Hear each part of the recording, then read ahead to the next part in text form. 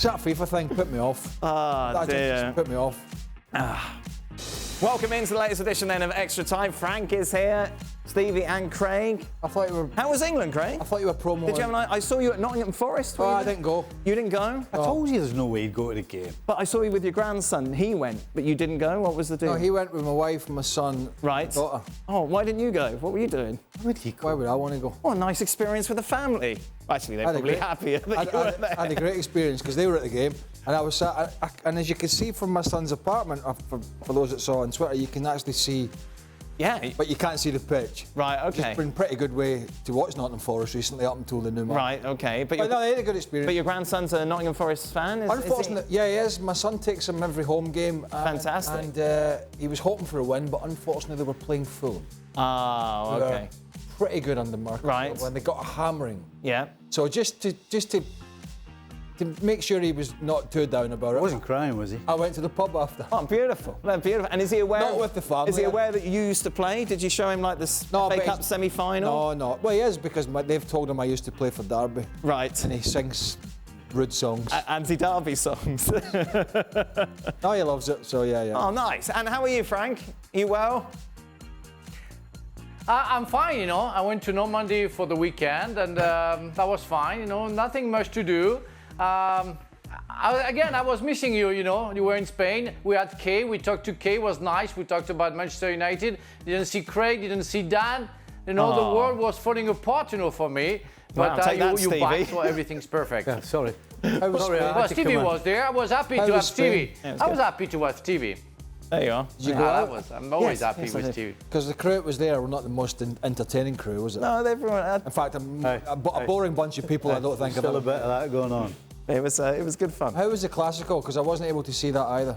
Not the best game, but the coverage was brilliant. Is it? Yeah. Okay, for Craig, do you think Ole makes it until the end of the season? I'm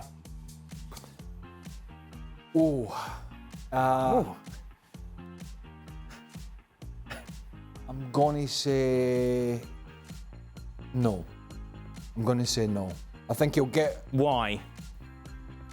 Why? Why do you say no? That's the second part of the question. why? Well, Yeah. Well, either Manchester United will grow some, which could happen,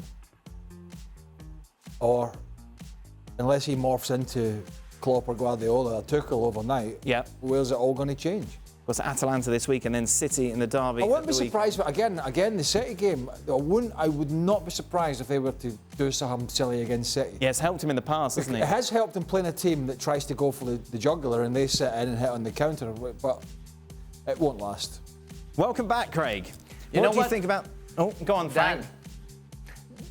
Dan, I just want to know, because Craig wasn't there, but Xhaka had a kind of a crystal ball, you know, so far, you know, when he saw something through it last week, and he said, I don't think Ole is going to be sacked, because I think he's going to win against Tottenham, he's going to draw against Atalanta, and he's going to lose only by 1 goal difference against Man City. Everybody will think it's good enough for him to stay at the club. So far, so good. Manchester United won against Tottenham. I want to see tomorrow if they draw against Atalanta. And again, if they lose by 1-0, one goal difference, I'm with Xhaka. I think the guy is going to stay and everybody's going to be happy with him.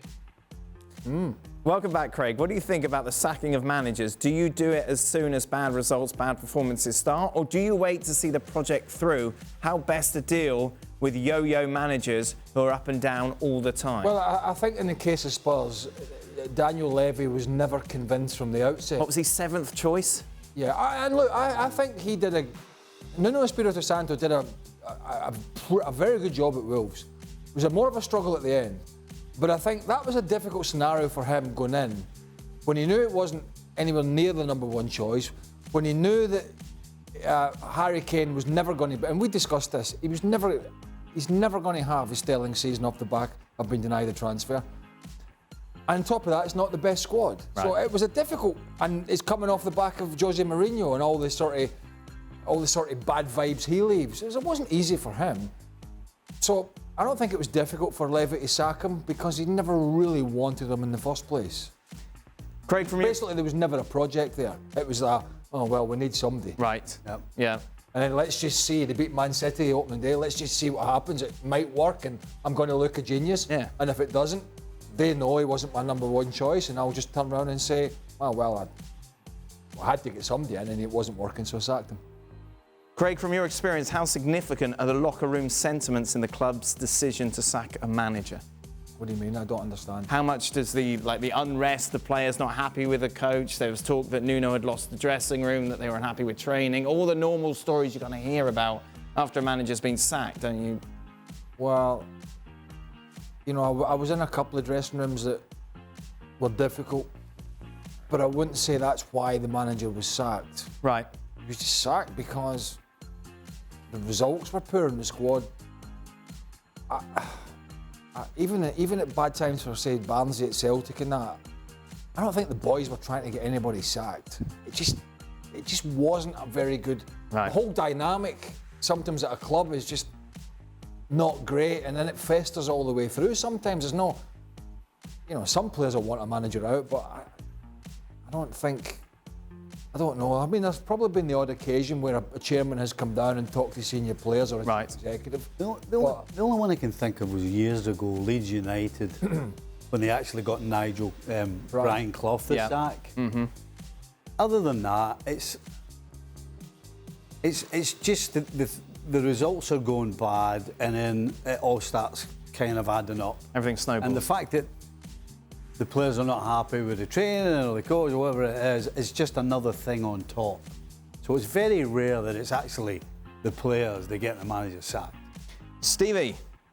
Oh, no, not Stevie. Wait, Frank. Fred. Frank, John. Frank, will this Chelsea team break the record for least goal conceded in the Premier League, currently held by Chelsea with 15? Do you know how many goals they've conceded so far, Frank? 3, is that correct? That is the correct answer. You win today's special prize, dinner with Craig. Nothing. Congratulations.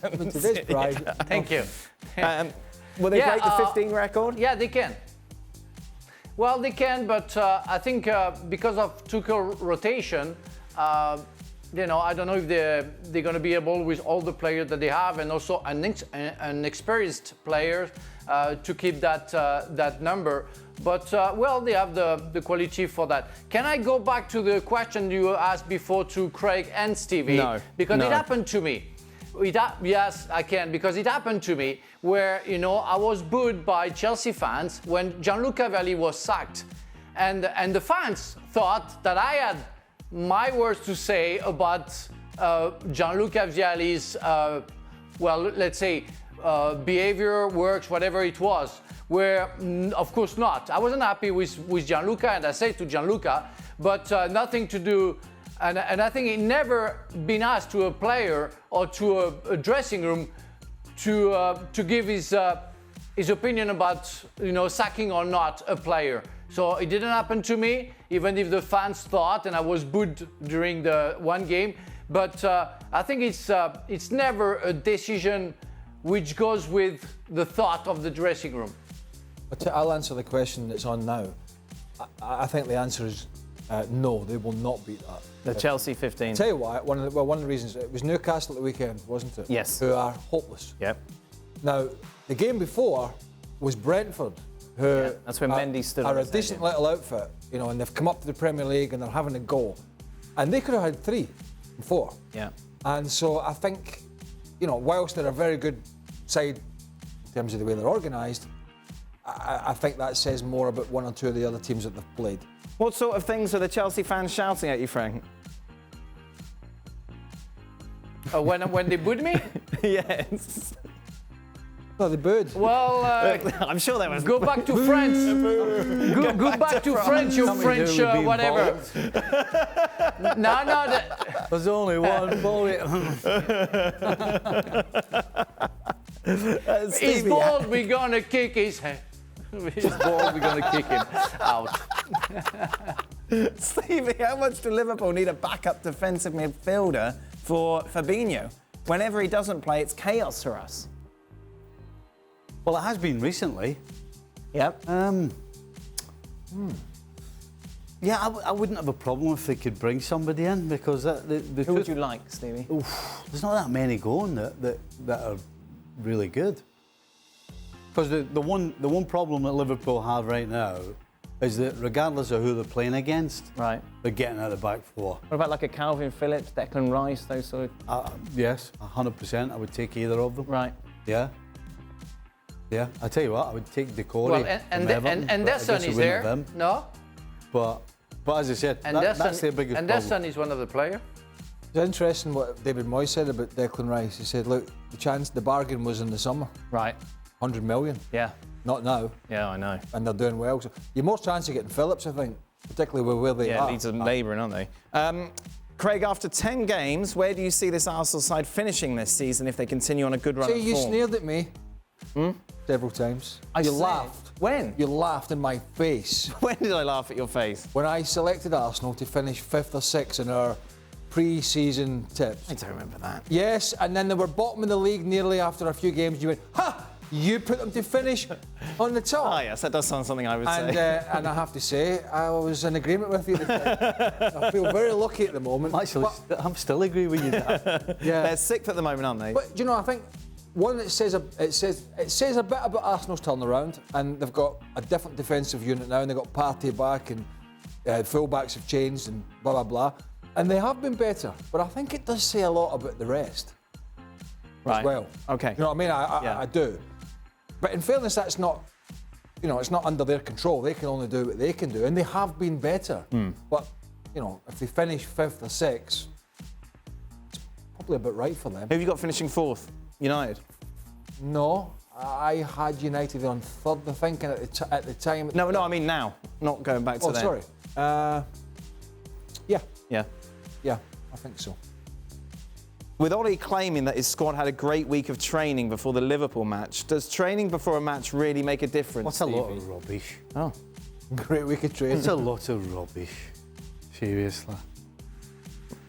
They're more likely to go, I wish you'd saved that for Saturday instead of playing so well today. Really? Aye. That's Why a did you say this week? A great week of that's a training? lot of BS. That just sounds good. It's a good soundbite. So we've trained really well. Nonsense. Right. Nonsense. We had a guy who, without a shadow of a doubt, was one of the best trainers you've ever seen during the week. But if we came to a game, Right. he couldn't hit a bando from 3 yards or control the ball. So training. So, no. You boys always bring up Mark Hughes when we talk about this sort There's a of thing. great video of him today online. Oh Somebody- yeah. Oh yeah. Oh, on Twitter today, somebody posted a video when he was at Man City as a manager. Somebody in training hit a ball to him, and he volleyed it in the top as the manager. Right. And he volleyed it in the top corner, then walks off. oh, lovely. Yeah. But I've never seen him do that in training. No, you said training, he was terrible. Come game day, he was excellent. Frank, he was, wasn't he? He was horrendous in training, but he was brilliant on the field, wasn't he? Just the way he was. Oh, he was absolutely fantastic, you know, and it's true that that kind of question, you know, Marcus would have never played football, you know, because it was so bad, you know, his whole training session, but was absolutely fantastic during the weekend. Yeah. Frank, what's one formation that you've played and you didn't enjoy it and it led to a very poor performance? Well, in terms of 4-3-3 or 3-4-4. exactly. Or, Yeah. Yes. No, it didn't bother me. I like the 3-4-4 because I like to play really as a sweeper, and that was really my position. But I never had any problem to play 4-3-3 or 4 at the back because I got used to that with the national team as well. And well, it's really up to how you handle the situation with your goalkeeper, the midfielders in front of you, and all your teammates in the same line. So it didn't bother me. I like when we play against Liverpool, for example, and we played Michael Owen was so fast. We played 3 at the back, and that was really suitable because we put Ferrer on him, and that was perfect. So, but otherwise, no, I never had any problem with the. I think it's more how you animate the situation than anything else. I think I told you this years ago.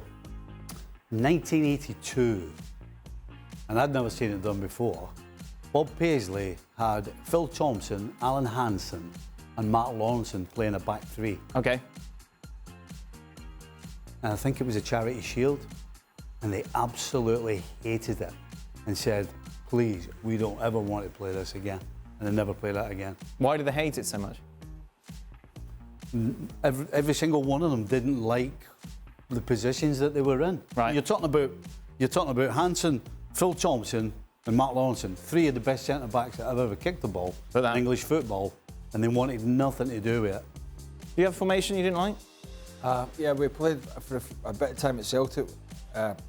Under Barnsley, we played, and it got under people's skin. This, but it was a 4-2-2-2. Right. And which 2 were you? What the hell is that? See the ones that do that? Don't get it. So you're a back 4.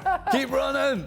So you're a back 4, and then you had me and Paul Lambert. Yeah. And then you had, and I might not be, I can't remember what games, but then you had up front there was Viduka and Larsson. Okay. Great players, but they're strikers to be fair. They're not moving. But Henrik would, but Viduk's, you've got to put money in the slot for Viduk's to move. Right. And then behind them was the creme de la creme of non-movers. Lubomir Moravcik, 2 great technicians, and Ayo Berkovic. Okay. So you had to run a lot. And Lambo turned to me and he says, they're already digging our graves. Because we're going to be in them at the end of this. Right.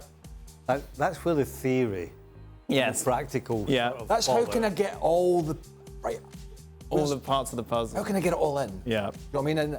And I remember the media used to ask Barnsley about it. What's this 4-2-2-2? And he used to get annoyed about it. Right.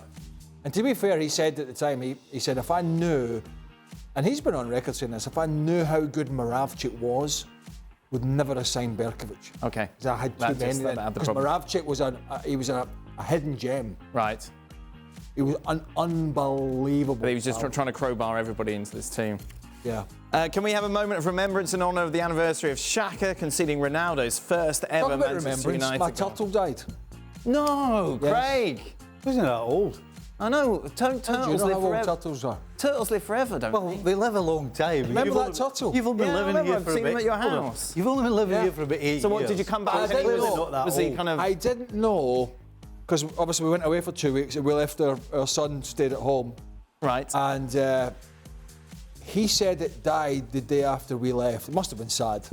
Oh, no. So anyway, but he didn't tell us till we're coming back, and he's a very quiet, as you know, Yes, yeah. very sort of dry sense of humour. Yeah. And he says, don't worry, the dog's fine. He texts my wife, he said, don't worry, you're on your way back, the dog's fine, everything's fine, but the turtle's dead. And my wife was in the voice going, no, he's joking. How did he know the turtle was dead? Because turtles don't move anyway. No. It's in water, Steve. I know, but they don't move. Surely it's just floating on the top. No, he said it was bloated. Who are you? Well, it must be like a goldfish, I imagine. General manager for Animal Kingdom, look at you. Well, he just floats to the top. So,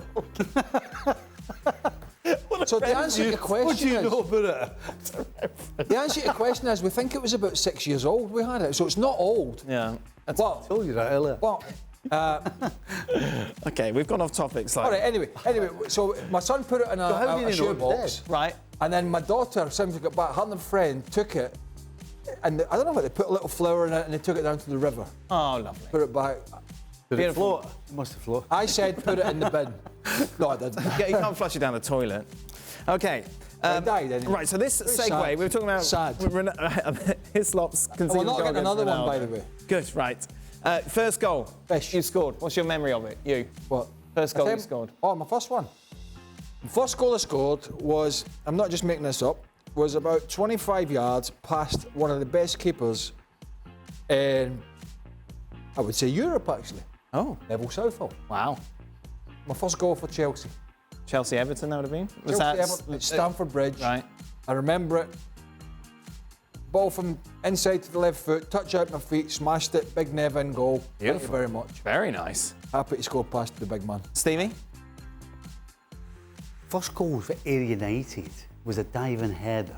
Now, when I say it was a diving header, when I headed it, it was about that off the ground. Why did you kick it? I've no idea. But it went in the bottom corner anyway. Perfect. So that's all that matters. Very nice. Frank? I don't remember my first professional goal. I was playing, I guess, for Laval in League 2. I guess it was a penalty, I think.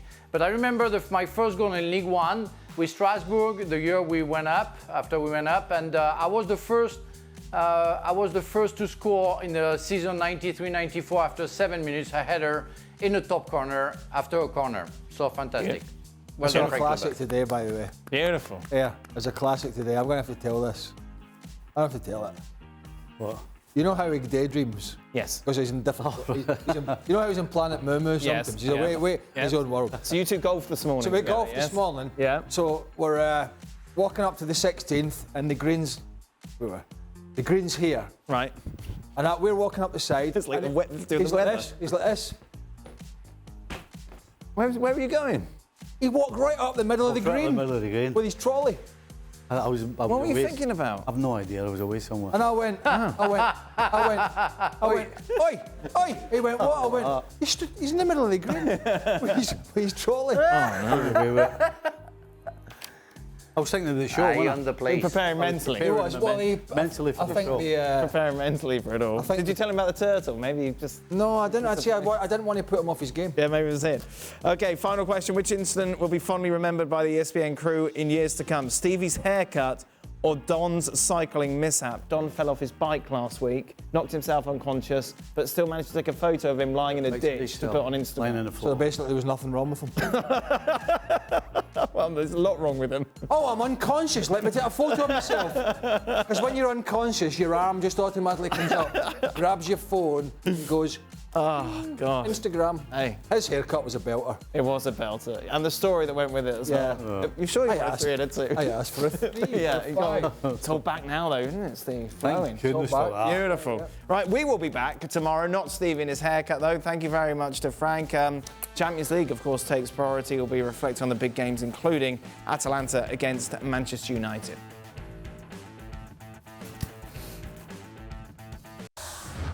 Well, thank you very much for watching ESPN on YouTube. For more sports highlights and analysis, be sure to download the ESPN app. And for live streaming, premium content, and let's not forget as well, ESPN FC 7 days a week. Subscribe to ESPN Plus.